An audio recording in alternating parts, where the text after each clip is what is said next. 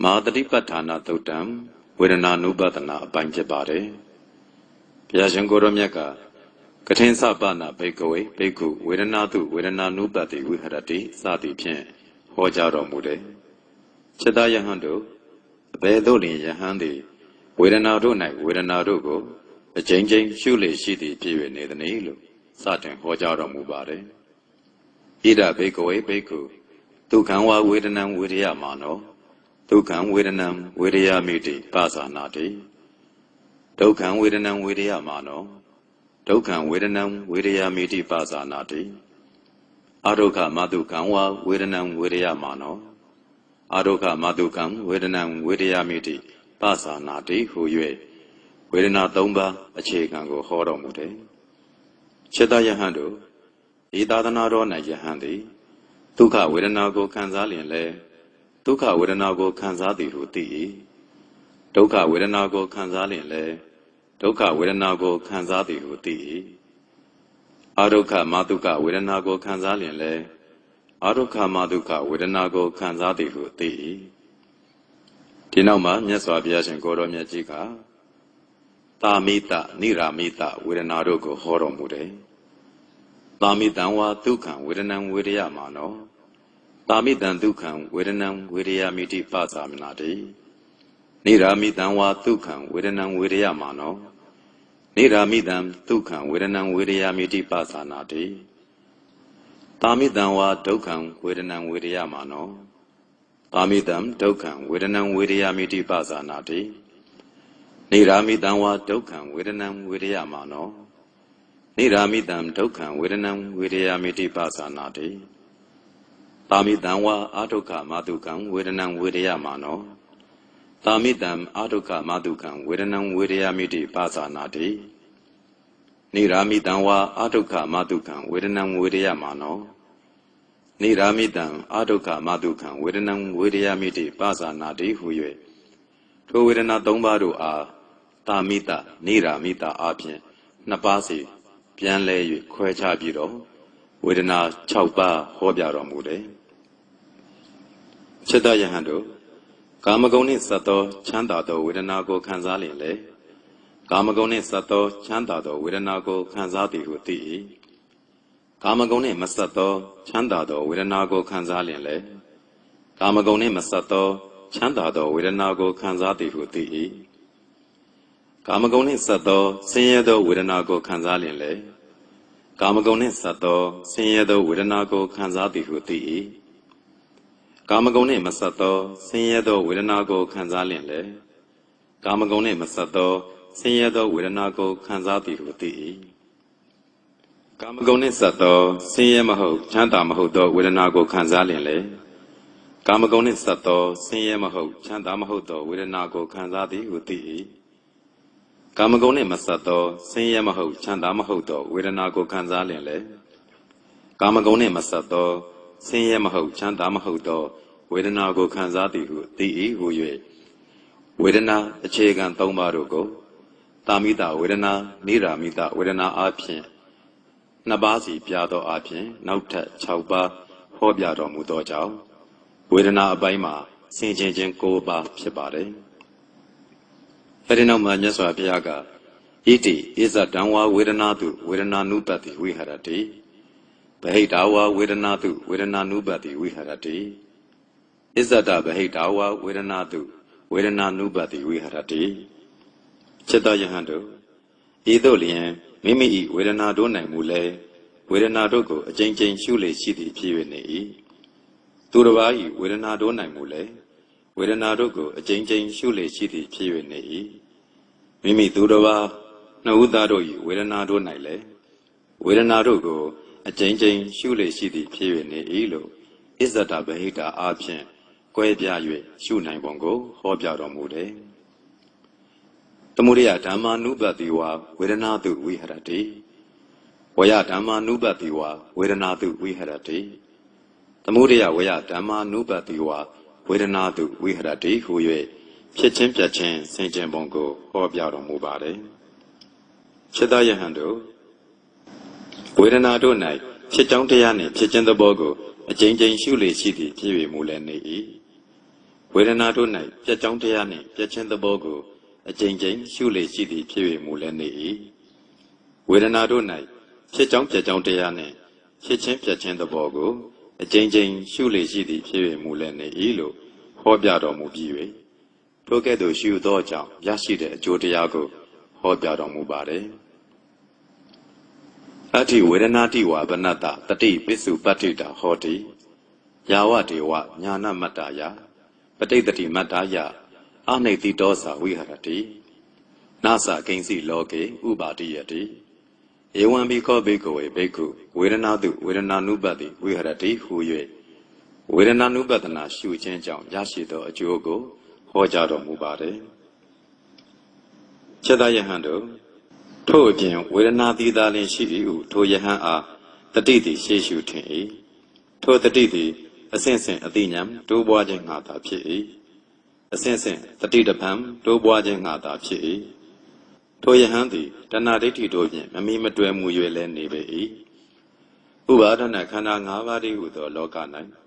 တစုံတစ်ခုသောခန္ဓာကိုယ်များလည်းငါ၏ဥစ္စာဟုဆွဲလည်းမဆွဲလန့်ပေ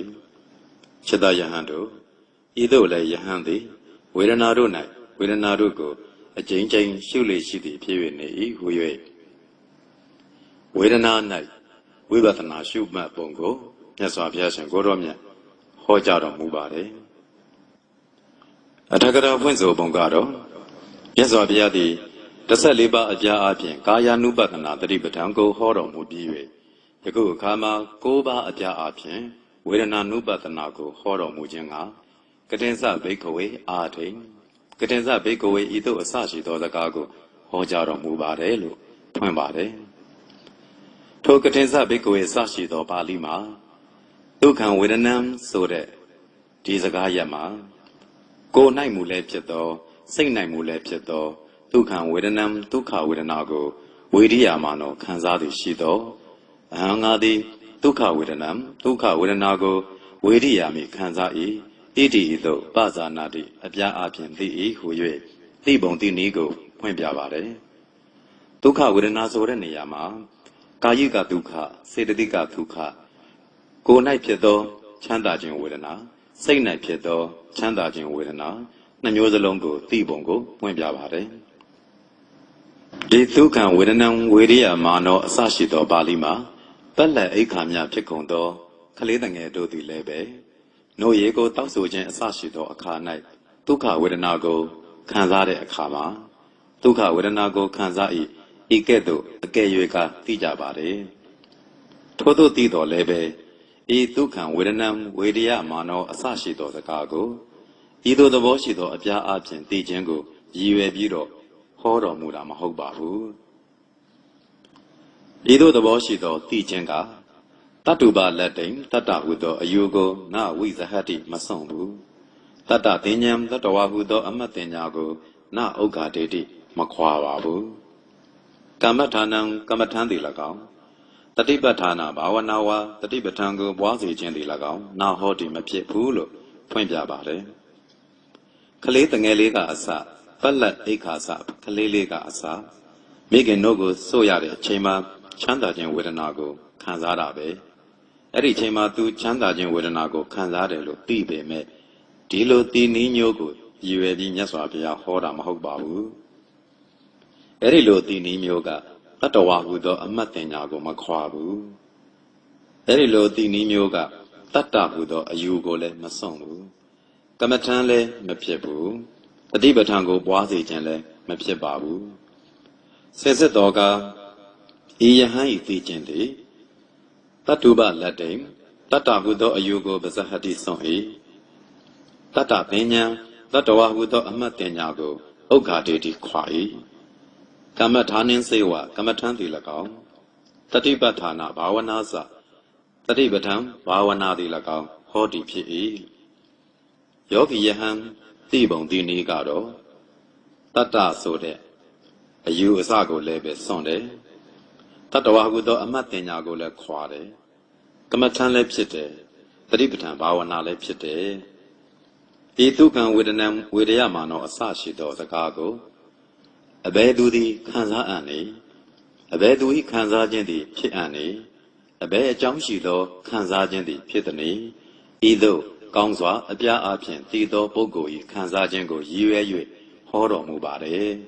။အကြောင်းနဲ့တကွတည်သောယောဂီပုဂ္ဂိုလ်၏သိခြင်းကိုရည်ရွယ်ပြီးတော့ဟောတာပါ။ထိုကဲ့သို့ကောဝေရယတိအစရှိသောပါဠိမှာတစုံတစ်ယောက်သောတတ္တဝါသည်၎င်းတစုံတစ်ယောက်သောပုဂ္ဂိုလ်သည်၎င်းမခံစားပါဘူး။ကတ္တဝေဒနာလို့မေးတဲ့အခါမှာလဲအဘယ်သူ၏ခံစားမှုလဲလို့မေးတဲ့နေရာမှာလဲတစုံတစ်ယောက်သောတတ္တဝါ၏လဲခံစားမှုမဟုတ်ပါဘူး။တစုံတစ်ယောက်သောပုဂ္ဂိုလ်၏လဲခံစားမှုမဟုတ်ပါဘူး။ဂိင်္ဂါရဏအဘယ်အကြောင်းကြောင့်ခံစားသလဲဆိုတဲ့နေရာမှာဝိတုအာရမဏဖြစ်ရာဖြစ်သောရူပယုံစတဲ့အာယုံရှိသည့်သာလင်ဖြစ်သောဝေဒနာခံစားခြင်းသည်အတ္တဘဝယဖြစ်ရ၏ဒီခံစားမှုဆိုတာဝိတုအာယုံရှိတဲ့အတွက်ကြောင့်ခံစားတာထို့ကြောင့်ဤယောဂီဖြစ်သောယဟန်သည်ဤသို့အပြားအဖြင့်သိပါတယ်ဒုက္ခအစရှိသည့်တို့၏ထိုသို့သောအကြောင်းကိုအာယုံပြုပြီးတော့ဝေဒနာသည်သာလျှင်ခံစားတာပါပုဂ္ဂိုလ်ခံစားတာလည်းမဟုတ်ဘူးတတ္တဝါခံစားတာလည်းမဟုတ်ဘူးဝိတုအာယုံကိုအကြောင်းပြုပြီးခံစားမှုဆိုတဲ့ဝေဒနာခန္ဓာကခံစားတာပါဝေဒနာရဲ့ထို့သို့ဝေဒနာ၏ဖြစ်ခြင်းကိုစွဲပြီးတော့ငါသည်ခံစား၏ဟူ၍ဝေါဟာရမတ္တံခေါ်ဝေါ်ခြင်းများပြီးဖြစ်တာပါဤသို့အပြားအဖြင့်သိတယ်ယောဂီပုဂ္ဂိုလ်ကငါခံစားတယ်လို့ပြောရင်တောင်မှဝေါဟာရအဖြစ်ဖြင့်သာပြောနေခြင်းဖြစ်တယ်လို့ဤကဲ့သို့ကြာကြာနာနာသိတယ်ဝေဒနာသည်သာလျှင်ရူပယုံစသောဝတ္ထုကိုအာယုံပြု၍ဝေဒနာသည်သာလျှင်ခံစား၏ဤသို့မှတ်သောဤယောဂီပုဂ္ဂိုလ်သည်ဒုက္ခဝေဒနာကိုငါသည်ခံစား၏ဟူ၍အပြားအဖြင့်သိ၏ဝေါဟာရအရသာငါသည်ခံစား၏လို့ဆိုပေမယ့်ဝတ္ထုအာယုံကိုအာယုံပြုပြီးတော့ဝေဒနာသည်သာခံစားတယ်လို့သူကနားလဲတယ်သိတယ်ဤသို့သိအပ်ပေ၏လို့အထက်ကရာမှာဖွင့်ပြပါတယ်ကောဝိယအဘယ်ကဲ့သို့နေဟုမူကားဆိုပြီးတော့ဥပမာစကားတစ်ခုဖွင့်ပြပါတယ်စိတ်တလတောင်မှအမှတ်မရှိသောမထေရတစ်ပါးသတင်းသုံးခဲ့တယ်အဲ့ဒီမထေရကမချမ်းသာတဲ့အခါမှာအာကြီးသောဝေဒနာကြောင့်ညှိတွားပြီးတော့ထိုမှဤမှလူလှိမ့်ပြီးတော့နေတယ်ထိုမထေရကိုယဟန်ငယ်တစ်ပါးကအရှင်ဘုရားတို့ဟာအဘယ်အရက်၌နာကျင်ခြင်းဖြစ်နေပါသလဲဘုရားလို့လျှောက်တယ်ဒီတော့မထေရကငါရှင်အတိအချာဒီနေရာကနာတယ်ဆိုပြီးတော့နာတဲ့အရက်မြည်သည်မရှိပါဘူးရူပယုံအစရှိသည်တို့ကိုအာယုံပြု၍ဝေဒနာဝေဒနာသည်သာလျှင်ဝေရယတိခံစား၏ဤသို့ဆိုတယ်မထေရကတအားခံစားပြီးတော့လူလိမ့်နေရပေမဲ့လို့ဘယ်နေရာမှာခံစားတယ်လို့မဟုတ်ဘူးဝိတုအာယုံကိုအာယုံပြုပြီးတော့ဝေဒနာကခံစားနေတာပါလို့တရားစကားအရာပြန်ဖြစ်တယ်အရှင်ဘုရားဤသောအခါမှစ၍ဒီခံခြင်းကသင်သည်မဟုတ်လားလို့ယဟန်ငယ်ကလျှောက်တယ်ဒီတော့မထေရကငါရှင်ဒီခံမယ်အဲ့ဒီလိုပြောပြီးတော့ယဟန်ငယ်ကအရှင်ဘုရားဒီခံခြင်းသည်မြတ်၏လို့လျှောက်တဲ့အခါမှာမထေရကလည်းဆက်ပြီးတော့ဒီခံပါတယ်အဲ့ဒီနောက်မှာမထေရကဆက်ပြီးတော့ဒီခံတဲ့အခါမှာလေကရင်ဘတ်တိုင်အောင်ခွဲထွက်လာတယ်အဲ့ဒီတော့ညောင်ဆောင်မှာဥတွေကအစုအပြုံလိုက်ဖြစ်ပြီးတော့ပုံကြကုန်တယ်လေယောကတော်တော်ကိုအပြင်းထန်မှာဝမ်းပါကွဲထွက်သွားတယ်ဒီတော့မထေရကယဟန်ငယ်ကိုပြတယ်အာရှင်ဤမြလောက်သောတိခံခြင်းသည်သင်ရလားလို့မထေရကမိန့်တယ်ဒီအခါမှာယဟန်ငယ်ကစိတ်နေသည်သာလည်းဖြစ်တယ်မထေရကလည်းပဲဝိရိယသမထံဝိရိယနဲ့သမာဓိညီမျှသည့်အဖြစ်ကိုရှင်းစေ၍ပရိသံပိတာဟိပရိသံပိတာတို့နှင့်တကွအရဟတံအရဟတဘောတို့ပါပုနိတဝါရောက်၍သမတိတိဝါရသမတိတိပုဂ္ဂိုလ်သည်ဟုတ်တော်ဖြစ်၍ပရိနိဗ္ဗာယိပရိနိဗ္ဗာန်ပြု၏ဒီလိုနဲ့မထေရခံစားမှုမှာတီးခံခြင်းဖြင့်တရားကိုသာဆင်ခြင်၍ဝိတုအာယုံကိုအကြောင်းပြုပြီးဝေဒနာတိသာခံစား၏အဲ့ဒီဝေဒနာ၏မမြဲခြင်းတို့ကိုဆင်ခြင်ရင်းဖြင့်ပဲပရိသံပိတာနှင့်တကွအရဟတဘောကိုရောက်၍ ပရိနိဗ္ဗာန်ပြုသွားရပါတယ်ဒီတော့ဒီဝေဒနာခံစားမှုတွေနဲ့ပတ်သက်ပြီးဖွင့်တဲ့နေရာမှာ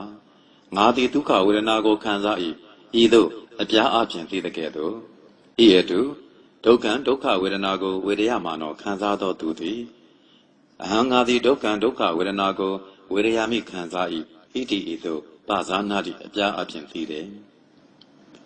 အာရုခမတုကဝေဒနာကိုခံစားရင်လေငါသည်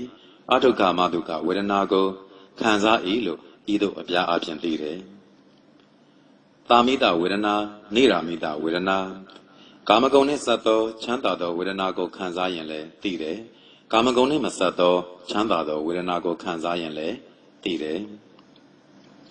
ကာမဂုဏ်နဲ့ဆက်သောကာမဂုဏ်နဲ့မဆက်သောဆင်းရဲဝေဒနာနှမျိုးကိုခံစားရင်လည်းကာမဂုဏ်နဲ့ဆက်သောဆင်းရဲကိုခံစားတယ်လို့အပြားအပြင်သိတယ်ကာမဂုဏ်နဲ့မဆက်သောဆင်းရဲဝေဒနာကိုခံစားတယ်လို့အပြားအပြင်သိပါတယ်အာရုခမတုခဆိုတဲ့ဥပိ္ပခဝေဒနာမှာလည်းကာမဂုဏ်နဲ့ဆက်သောကာမဂုဏ်နဲ့မဆက်သောအပြင်ခံစားတယ်လို့အပြားအပြင်သိပါတယ်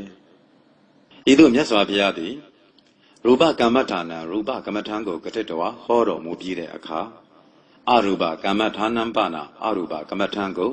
ကထင်တော်ဟောတော်မူသောမြတ်စွာဘုရားသည်ဝေဒနာဝသေနဝေဒနာ၏အစွမ်းအပြင်ကထေသည်ဟောတော်မူပြီးယုတ်ကမ္မဋ္ဌာန်းကိုဟောပြတဲ့အခါမှာနာမ်ကမ္မဋ္ဌာန်းကိုဟောမယ်ဆိုတော့ဝေဒနာ၏အစွမ်းအပြင်မြတ်စွာဘုရားစတင်ဟောတယ်ယုတ်ကမ္မဋ္ဌာန်းသည်၎င်းနာမ်ကမ္မဋ္ဌာန်းသည်၎င်းဤသို့ကမ္မဋ္ဌာန်းသည်ဒုဝိတနှစ်ပါးအပြားရှိတယ်ရူပပရိကဟောအရူပပရိကဟောတိပိရူပပရိကဟအရူပပရိကဟဝူ၍လည်းပဲဧတတေဝထိုရူပကမ္မဋ္ဌာန်းအရူပကမ္မဋ္ဌာန်းကိုပင်လျင်ဟုတ်စတိဆိုအပ်ပါတယ်ယုတ်ကမ္မဋ္ဌာန်းနာမ်ကမ္မဋ္ဌာန်းလို့ဆိုပါတယ်ထိုနှစ်ပါးတို့တွင်ဘုရားရှင်သည်ယုတ်ကမ္မဋ္ဌာန်းကိုဟောတော်မူသည်ရှိတဲ့အခါမှာသင်္ခေပမနတိကာရဝတေနာအကျဉ်းအပြင်နှလုံးသွင်းခြင်းဤအစွမ်းအပြင်၎င်းဝိထာရမနတိကာရဝတေနာအကျဲအပြင်နှလုံးသွင်းခြင်းဤအစွမ်းအပြင်၎င်းစတုဓာတုဝါဝဋ္ဌာနံစတုဓာတုဝါဝဋ္ဌံကိုကထေသည်ဟောတော်မူတယ်ယုတ်ကမ္မဋ္ဌာန်းဟောတဲ့အခါမှာမြတ်စွာဘုရားဓာတ်၄ပါးအပြင်ဆင်ခြင်ပုံကိုအကျဉ်းအကျဲဟောပြတော်မူတယ်ထိုအကျဉ်းကျယ်နှစ်ပါးစုံသောယုတ်ကမ္မဋ္ဌာန်းကိုခတ်သိမ်းသောအချင်းရာအပြင်ဝိတ္တုတိမတ်၌ပြအပ်ပြီးသည်သာလင်တည်းယုတ်ကိုယုတ်တာဖြစ်တယ်ဓာတ်သဘောတွေသာဖြစ်တယ်လို့ဆင်ခြင်တဲ့အပိုင်းကပြဆိုပြီးခဲ့ပြီအရူပကမ္မဋ္ဌာနံပနာအရူပကမ္မဋ္ဌာန်းကိုကထင်တော်ဟောတော်မူသည်ရှိသောရေပုံရင်းနာများသောအပြင်ဝေဒနာဝသေနဝေဒနာ၏အစွမ်းအပြင်ကထေသည်ဟောတော်မူ၏နံကမ္မဋ္ဌာန်းကိုဟောတဲ့အခါမှာဝေဒနာအပြင်သာများသောအပြင်ဟောတယ်ဟိသစ္စာမှန်၏အရူပကမ္မဋ္ဌာနေအရူပကမ္မဋ္ဌာန်း၌ဝါနံကမ္မဋ္ဌာန်း၌အဘိနေဝေသောနှလုံးသွင်းခြင်းသည်ဖတ်တာဝသေနဖတ်တာ၏အစွမ်းအပြင်၎င်းဝေဒနာဝသေနဝေဒနာ၏အစွမ်းအပြင်၎င်းစိတ်တဝသေနစိတ်၏အစွမ်းအပြင်၎င်းဣတိဤသို့တိဝေသောသုံးပါးအပြားရှိတယ်အဘယ်သို့လျှင်နှလုံးသွင်းခြင်းသည်ဖြစ်သည်။ဒီစကားကိုချဲ့ပြီးတော့ပြောပြတဲ့နေရာမှာအချို့သောယောဂီပုဂ္ဂိုလ်အားအကျဉ်းအားဖြင့်၎င်းအကျယ်အားဖြင့်၎င်းယုတ်ကမ္မဋ္ဌာန်းကိုသိသိပြီးသည်ရှိသောတတမေအာရမဏေထိုယုတ်ဟုသောအာယုန်၌စိတ်တစေတသိကာနံစိတ်စေတသိက်အပေါင်းတို့တွင်ပထမဘိနိပါတော့ရှေးဥစွာအာယုန်ကြတတ်သောဓံအာရမဏံထိုအာယုန်ကိုဖုတန်တော်တွေ့လျက်ဥပ္ပဇာမာနောဖြစ်သောဖတ်သောဖတ်တာသည်ဘာကတော်ထင်ရှားသည်ဟောသည်ဖြစ်၏ယောဂီအသီးသီးအလိုက်ကွဲပြားပုံလေးကိုဖွင့်ပြပါတယ်ယုတ်ကမ္မဋ္ဌာန်းကိုရှုနေတဲ့ယောဂီအဲ့ဒီယုတ်ကမ္မဋ္ဌာန်းကိုအကျဉ်းအားဖြင့်သို့မဟုတ်အကျယ်အားဖြင့်သိသိနေတဲ့ရှုနေတဲ့ယောဂီပုဂ္ဂိုလ်ရဲ့တန်တာမှာအဲ့ဒီယုတ်ကိုအာယုံရှိနေသောစိတ်စေတသိက်အပေါင်းတို့ဖြစ်တယ်ဖြစ်တဲ့စိတ်စေတသိက်အပေါင်းတို့မှာတချို့သောယောဂီမှာရှေးဥစွာအာယုံမှာကြက်တက်တဲ့ထိုအာယုံကိုပဲတွေ့လျက်ဖြစ်သောဖတ်တာကထင်ရှားတယ်အချို့သောယောဂီပုဂ္ဂိုလ်တို့မှာကြတော့ထိုအာယုံကိုခံစားလျက်ပဲဖြစ်လာတဲ့ဝေဒနာထင်ရှားတယ်အချို့သောယောဂီပုဂ္ဂိုလ်မှာကြတော့ထိုအာယုံကိုသိသိပြီးတော့သိလျက်ဖြစ်ပေါ်လာတဲ့သိစိတ်ဝိညာဉ်ကထင်ရှားတယ်ဒါကြောင့် 3 အပြားအပြင်ပြနေတာ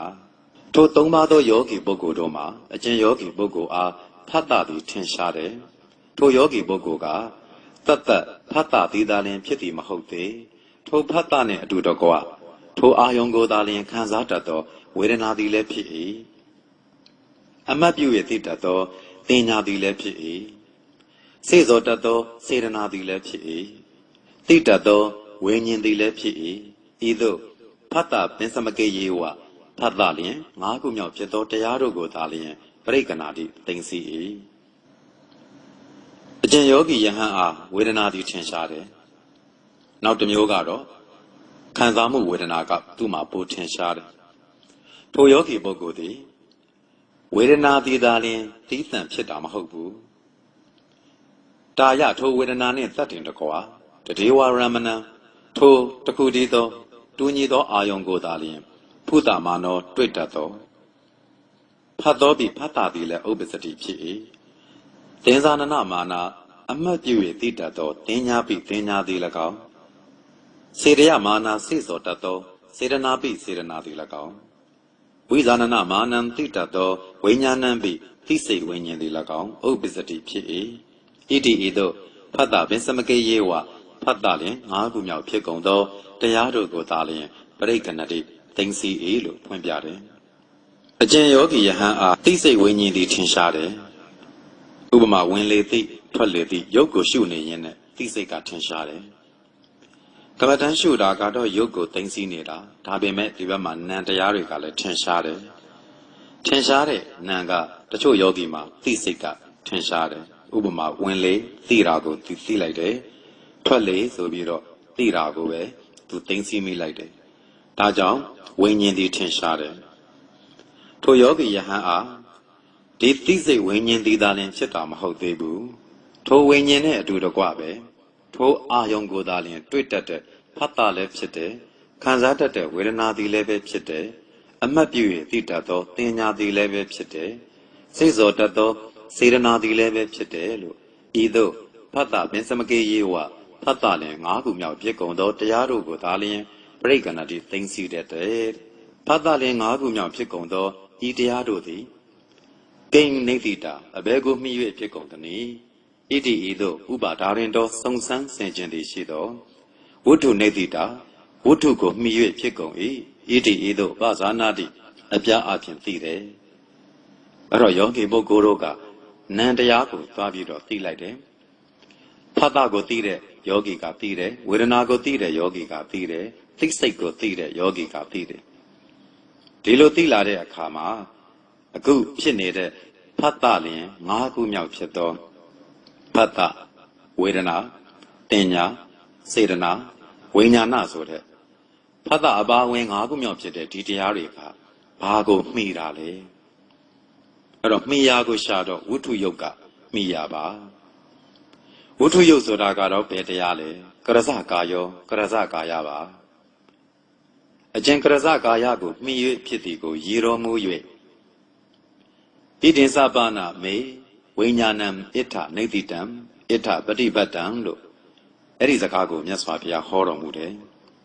ထိုကရဇကာယသည်တရားကိုအားဖြင့်ဆိုရင်ဘူတာနိစေဝမဟာဗုဒ္ဓတိ၎င်းဥပါဒရူပနိစဥပါဒယုတ်တို့သည်၎င်းဖြစ်ပါတယ်အဲ့ဒီတော့ဒီနံတရားတွေဟာဖတ်တာလျင် 5 ခုမြောက်ရှိသောနံတရားတို့သည်ဝုထုယုတ်ကိုမှီတယ်အဲ့ဒီဝုထုယုတ်ဆိုတာကရဇကာယပဲကရဇကာယဆိုတာလေမဟာဘူ 4 ပါးနဲ့ဥပါဒယုတ်တို့ပဲဖြစ်တယ်လို့ထိုယောဂီပုဂ္ဂိုလ်ကဤကဲ့သို့ဝတ္ထုဖတ်တာပင်စက 2 ပါးမှာဝတ္ထုဆိုတဲ့ကရဇကာယဟူသောဝတ္ထုသည်ရူပံယုတ်မြည်၏လို့သိတယ်ဖတ်တာပင်စမကဖတ်တာလျင် 5 ခုမြောက်ဖြစ်ကုန်သောတရားတို့သည်နာမံနာမြည်၏လို့အဲ့ဒီလိုသိတယ်ဣတိဤသို့နာမရူပမတ္တမေဝနာယုတ်မြကိုသာလျင်ပတ္တတိမြင်တယ်ပုဂ္ဂိုလ်လည်းမမြင်ဘူးတတ္တဝါလည်းမမြင်ဘူးဒီလိုခံစားနေတဲ့အချိန်မှာအာယုံဝတ္ထုယုတ်နဲ့အခုခံစားမှုနဲ့ရှင်တွဲဖြစ်သောနံတရားများယုတ်နဲ့နံကိုပဲသွားပြီးတော့တွေ့တယ်ရူပံယုတ်တိရူပခန္ဓာရူပခန္ဓာမြည်တယ်နာမနံသည်စတ္တာရော 4 ပါးကုန်သောအရူပိနောနံဖြစ်ကုန်သောခန္ဓာမြည်ကုန်တယ်ဣ တိဤသို့ပင်ဆက်ခန္ဓာမတ္တံခန္ဓာ၅ပါးမြသည်ဟောဒီဖြစ်၏ခန္ဓာ၅ပါးပဲဖြစ်တယ်လို့သိလိုက်ပါတယ်နာယုတ်မှလွတ်တဲ့ခန္ဓာ၅ပါးဆိုတာမရှိသလိုခန္ဓာ၅ပါးမှလွတ်သောနာယုတ်ဆိုတာလည်းမရှိဘူးလို့ဖွင့်ပြပါတယ်ထိုယောဂီပုဂ္ဂိုလ်ကဧခန္ဓာ၅ပါးတို့သည်အဘယ်အကြောင်းရှိကုန်သနည်းလို့ဉာဏ်ဖြင့်ဆင်ခြင်တဲ့အခါမှာအဝိဇ္ဇာတိဟေတုကအဝိဇ္ဇာအစရှိသောအကြောင်းရှိကုန်တယ်လို့မြင်ပါတယ်အဝိဇ္ဇာပစ္စယသင်္ခါရအဝိဇ္ဇာကြောင့်သင်္ခါရဖြစ်တယ်သင်္ခါရပစ္စယဝိညာဏံသင်္ခါရကြောင့်ဝိညာဏဖြစ်တယ်ဝိညာဏပစ္စယနာမရူပံဝိညာဏကြောင့်နာယုတ်ဖြစ်တယ်လို့နာယုတ်ရဲ့အကြောင်းကိုမြင်ပါတယ်ထိုမြင်ပြီးသောနောက်မှာပစ္စည်းတွေ၎င်းပစ္စယုပ္ပံတွေ၎င်းရှိတယ်လို့သိသွားတယ်အကြောင်းရှိလို့အကျိုးတရားတွေရှိတယ်လို့သိသွားတယ်ဤပစ္စည်းပစ္စယုပ္ပံမှတပါးသောတတ္တဝါသည်၎င်းပုဂ္ဂိုလ်သည်၎င်းမရှိဘူးလို့သိသွားပါတယ်အကြောင်းရှိလို့ဖြစ်နေသောအကျိုးတရားများသာဖြစ်တယ်အခုဖြစ်တဲ့ခံစားမှုဟာလည်းအကြောင်းရှိလို့ဖြစ်နေသောအကျိုးတရားသာဖြစ်တယ်လို့သိတယ်ပုဂ္ဂိုလ်လည်းမရှိတတ္တဝါလည်းမရှိလို့သိပါတယ်တတ္တသောသင်္ခါရအစုသည်သာလျှင်ရှိတယ်လို့သိတယ်ဤကဲ့သို့အကြောင်းပစ္စည်းနှင့်တကွသော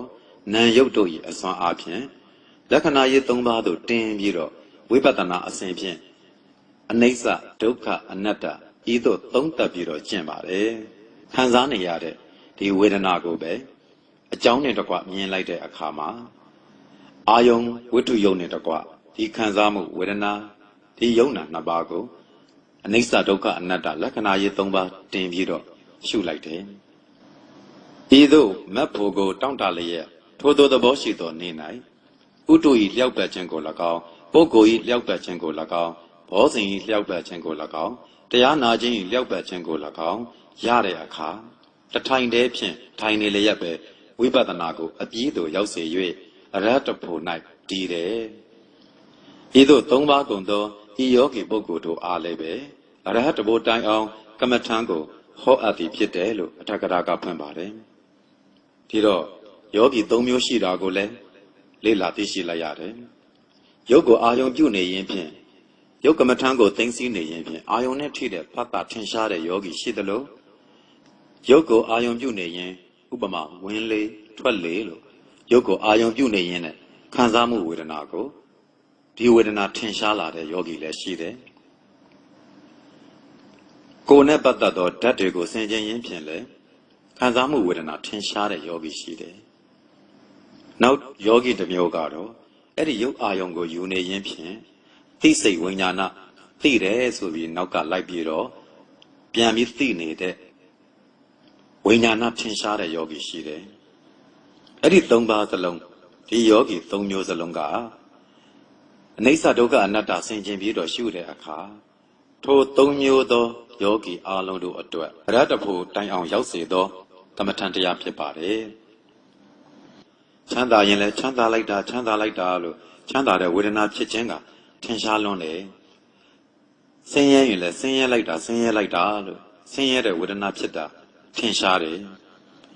ဥပိ္ပခာဝေဒနာမှာကြတော့မြင်နိုင်ခဲ့ပါတယ်အန္တကာရအမိုက်တိုက်ကဲ့သို့ဖြစ်ပါတယ်အဝိဘုဒ္ဓမထင်ရှားပါဘူးထိုဥပိ္ပခာဝေဒနာသည်ဒုက္ခဝေဒနာဒုက္ခဝေဒနာတို့၏ကင်းခြင်းသည်ရှိတဲ့အခါမှာตายာခြင်းမตายာခြင်းသဘောကိုပယ်သည်အစွမ်းအဖြင့်လေလူရှုသောအချင်းရာအဖြင့်ဖြစ်သောဝေဒနာပါ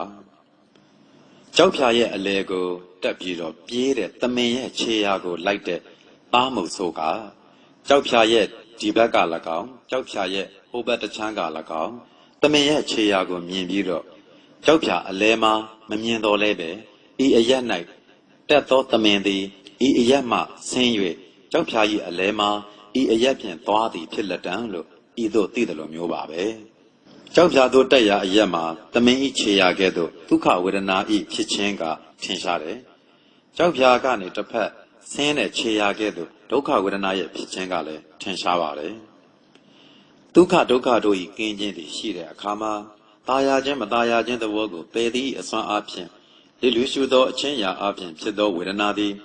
အဒုက္ခမဒုက္ခဝေဒနာအဒုက္ခမဒုက္ခဝေဒနာမြည်၏လို့ဣတိဤသို့နယတော့မိဂဗရဝလင်းစနမီအဖြင့် Kanandata Mato Yahan Bagadatin Shadi Hoti P. Ubika with an ago, Egedo, Duka with an Amashijin, Doka with an Amashijin, the body being layin, Ubika with an Apjetelo, Yogi Yahanga Tire. Ido Nyaswabiadi Shewuzwa, Yokamatango Horo Mubi, no night, Nankamatango, with an eye as one arpin, Pissy Yedalin, Piaro Mujin Pibare. Yokamatan Pideaka, Nan John Horenayama, a 10,000 Pite, with an Abango,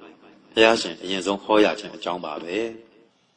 Do you with an but the Bandigo, since they appear, eat the Patana, don't night darling, Piaro Mudamahote Babu. Sula the Nathan Kayato, Mahata Nathan Kayato, Sula with an lato, Maha with an lato, Rataba lato, Magandia Todo Malebe, Hojaro Mude. Dadu with Malebe, Hojaro Mude. Anesa Tabayato, Tiga Nigema, Mahanida Nato, Taka Penato, Mahadri Patanato, Erito Tande Male, Horo Mude.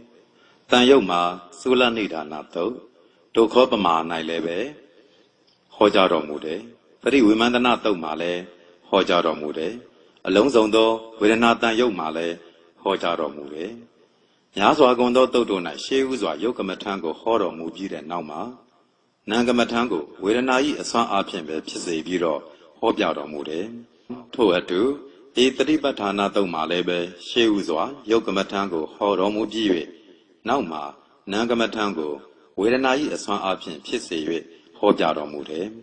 Isata Bahida, Shudan Yama, Tuka with an Asashi de go, thanks see the pin. Mimi Mule, with an ado night, thanks see there. Turavai Mule, with an ado night. Yanka Mule Mimi, Yanka Mule Turavai, with an ado night. With an anubati, with an ago upon the lele shoot the piwe, we had in the ilo, Pimpiare. The Muria Tama, Nupati was Sare Sakama, Soyen. Away at the Muria. With another Mudeo, Sat or Niapin. Always Apin, with an Apchete, Sati Pin, Nava Gondo Jangdupin, with another Pijango Lacao. Piat Jang the Bosoin, always at Choyin, with an Achome. Very low Piat Jango Lacao, should be their car. With another night, Piachin the Bogo, Pandalele shoot the Piwele, Nere. With another night, Piachin the Bogo, a Pandalele shoot the Piwele, Nere. Yanka with another night, Pitchin the Bogo, upon the Lele Shudi or Nere. Yanka with another night, Pitchin the Bogo, upon the Lele Shudi Piwi Nevare. Ati with an Asodaniama. With an Ashide Sodago, Dede Chadati Light of Bogo Lemshiu, Tatoa Lemshiu, Kanzatato, with an Atata, Pitelo, with an Akana, Shijao, Tidoajan Pipare. Erima Tatiga, Tenlare, with another Shide. You with an anuba than the Ribatama, with an ago thinks it at Tatiga, Doka Tesaba. Di Tatigo Chisido, Purimatana, Shetanaga, the Muria Tesaba, the Muria Tesa, Doka Tesado, Mepichenga, Niroda Tesaba. Dido Doka Tesago Dictato, the Muria Tesago Petato, Niroda Tesago, Ion Bunedo, Meha, Meka Tesaba, Lu Tesaliva Apin, Point Yabade. Dilo with an ago thinks it at Yahan. From Yauchin a jungle, Tia Bade, you get to show Yimpin, a ratabogo Yonan Bade, look at a Gadaka Pembade. Tajan Yogi Bogo drove the leve Mimiek, Tandama, with an ade, Polare Akama, Yoko, Ayon, Puyin, Piantali, Kanzamu with an asota Polare. With an adi, Wutu Ayonlin, a jump sheet, Wutu Ayonlin, Mia sheet. Goga Yoko Shunida, Shunido lebe. Yogi Domyo Dongza Api, Pata Tinshado, Yogi, Wirana Tinshado Yogi, Tisik Tinshado Yogi. Yogi to Udegabe, Yanka Pata Tinshalime, Yanka, Wirana Tinshalime, Yanka, Tisika Tinshalime, Erilu Quebjabare. Tinshalare Tima, Pata Tinshaile, Pata to Kudeta Pitama Hobulo, Nalere, Patane atu Dwebido, Kanzata de Wirana, Matata de Tenya. Sizo that the Sedana, Tita de Winyana, Dinandiari Pietelo, Tinsi Biro Tire. Arichima, Nandaya, Nankana Shide, Lo Tibiro, Titi Pute. With an attention, Jemale, D with an article that Pietama Hobu, with an ane adu, Ayongo Tide Patale Piete, မှတ်သားတဲ့တင်ညာလည်းဖြစ်တယ်စေစော်တဲ့စေရနာလည်းဖြစ်တယ်သိတဲ့ဝိညာဏလည်းဖြစ်တယ်လို့နာမ်ခန္ဓာကိုသိသိပြီးတော့သိတယ်သိစိတ်ထင်ရှားသိတဲ့အချိန်မှာလည်းသိစိတ်တစ်ခုတည်းဖြစ်တာမဟုတ်ဘူးအာယုံထိမှုဖတ်တာဖြစ်တယ်ခံစားမှုဝေဒနာလည်းဖြစ်တယ်မှတ်သားမှုတင်ညာလည်းဖြစ်တယ်စေစော်တဲ့သင်္ခါရလည်းဖြစ်တယ်